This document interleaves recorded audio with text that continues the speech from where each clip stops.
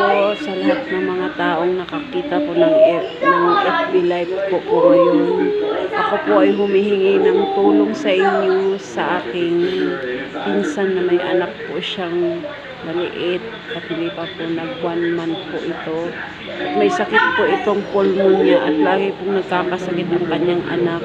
At sa akin po siya humihingi ng tulong mga guys, pero hindi ko siya matulungan kasi wala rin din ako, kaya naisipan ko na lang na gumawa ng video dito sa Facebook ko na at ipopost ko dito, at nagbabakasakali lang ako na matulungan ninyo ang pinsan ko sa anak niya na may sakit na pulmonya na laging nagkakasakit.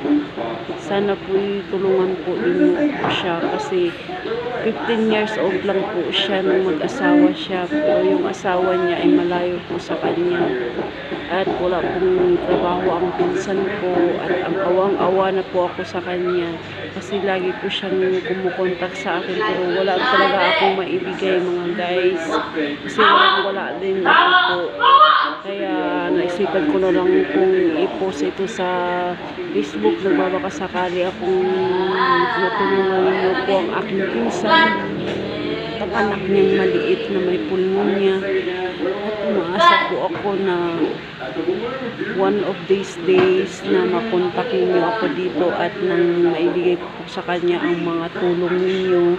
At sa batang maliit po, kahit sa murang edad po niya ay nagkaroon po siya ng pulmonya, at hindi lahat ng bata ay nabibiyayaan ng magandang kalusugan. Ganoon lang po sa aking pinsan na ang anak po niya ay may sakit na pulmonya.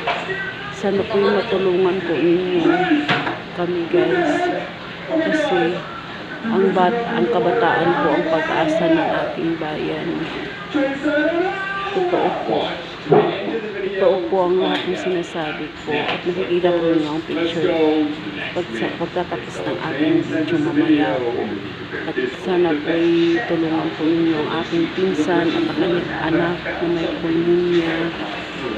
At hindi po lahat ng bata ay may mabuting kalusugan, at maswerte na po kayo na ang mga anak niyo ay walang sakit ng ganyan at malusog. At sana ay mag-share po kayo ng blessing sa mga taong nangangailangan po ng tulong talaga, at sa mga batang hindi pa naging 1 month na ipinanganak. Yan po ay little angel po, yan po. Sana tulungan po natin ang maliit na batang ito, at sana po aasahan ko po ang tulong ninyo sa lahat lang ng taong gustong tumulong sa amin. Salamat po sa lahat na nakarinig at nakakita po ng aking video. Sana po matulungan po kami at sa mga tao sa buong.